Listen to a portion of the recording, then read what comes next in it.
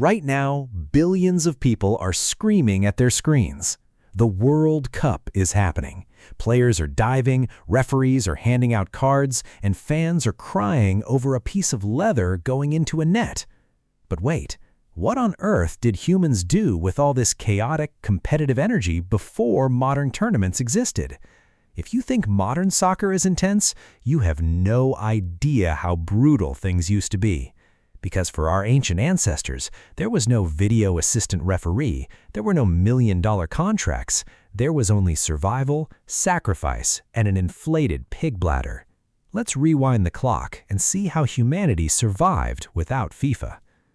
Imagine it is the year 200 BC. You are sitting in ancient China during the Han Dynasty. You are bored. There is no internet, no smartphones, and definitely no video games. So what do? You invent Cuju.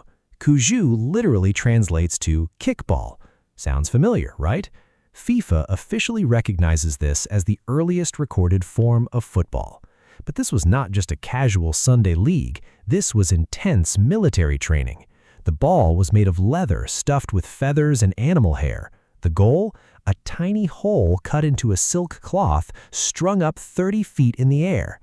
Oh, and did I mention you could not use your hands? Imagine trying to kick a heavy, lopsided hairball through a tiny net while military generals scream at you. Modern players complain about the grass being too dry. Ancient Chinese soldiers were doing mid-air acrobatics just to avoid being punished by the emperor. But here's the crazy part. Cuju became so popular that it spread to the common people. They set up professional leagues. They had star players. But if you flopped on the ground and faked an injury back then, the referee was not going to give you a free kick. You were probably going straight to the dungeon.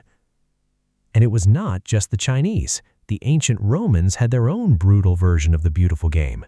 It was called harpastum. Now, the Romans are famous for gladiators fighting to the death in the Colosseum, so you can imagine their idea of a friendly game of sports was not exactly peaceful. Harpastum was played with a small, incredibly hard ball. The rules are mostly lost to history, but we know one thing for sure. It was violently aggressive. Players would wrestle, choke, and tackle each other to the dirt. It was closer to modern rugby mixed with mixed martial arts.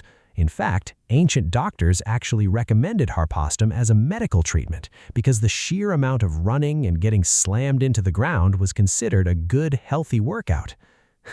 Imagine going to your doctor today and he tells you to go get tackled by 15 heavily armored Romans to cure your fever. But if you think the Romans were stressful, let's travel across the world to Mesoamerica. Welcome to 3,000 years ago.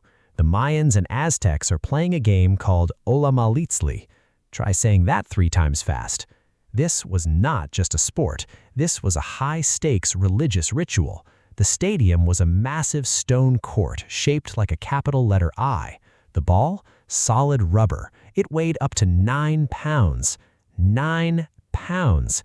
If that hits you in the face, you're not getting a magic sponge from the medic. You're getting a severe concussion. Here's the catch. You could only hit this massive rubber cannonball using your hips, your knees, or your elbows. No hands, no feet, just aggressively thrusting your hips at a 9-pound rock to get it through a vertical stone hoop mounted 20 feet high on a wall. It was basically extreme, lethal gymnastics. But the craziest part of this ancient World Cup was not the ball. It was the prize. In modern football, the losing team goes home and cries in their sports cars. In Olamalitzli, the losing team did not go home. They were sacrificed to the gods. That's right, the captain of the losing team would literally lose his head. Sometimes the entire team was sacrificed. Suddenly, missing a penalty kick in the World Cup finale doesn't seem so bad, does it? You think modern athletes have pressure on them. Imagine knowing that if you miss this next shot, you're going to meet the sun god personally. Let's move forward in time. It's now the Middle Ages in England, the 12th century. There are no stone courts, there are no emperors, there's just a ton of mud, angry peasants, and a pig bladder. Welcome to mob football. This is the true ancestor of the modern game, except there was absolutely nothing organized about it.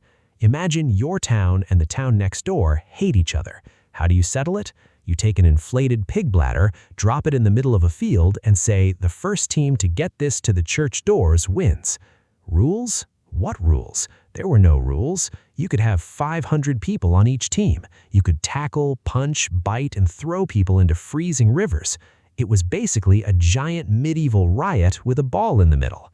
People were trampled, bones were broken, houses were destroyed. It got so bad that King Edward II actually banned the sport in the year 1314 because the noise and destruction were literally ruining the city of London. Imagine a sport so violent that a medieval king, a guy who probably watched public executions for fun, stepped in and said, "Okay guys, this is a bit too much." But the peasants didn't care. They kept playing it in secret. They would wait for holidays, get incredibly drunk, and just start an absolute war in the streets. If you got a red card in this game, it meant you were physically unconscious.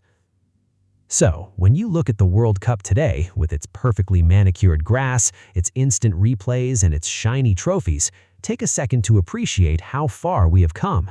Sure, the players today might dive at the slightest touch. They might roll around like they just got hit by a sniper. But can you blame them? It's a survival instinct. Deep down in their DNA, they remember. They remember the 9-pound solid rubber balls of the Aztecs. They remember the brutal, muddy brawls of medieval England. They remember that missing a shot used to mean an instant trip to the afterlife.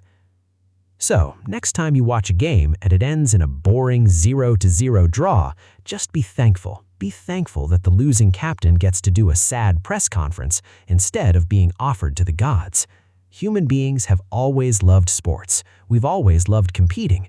But maybe, just maybe, standardizing the rules was the best idea we ever had. If you enjoyed this dive into the crazy history of ancient sports, hit that subscribe button. We make weird, wild, and animated history videos every single week. Let me know in the comments down below, which ancient sport do you think you could actually survive? My money is on Cuju, just as long as I don't have to do any backflips. See you in the next one.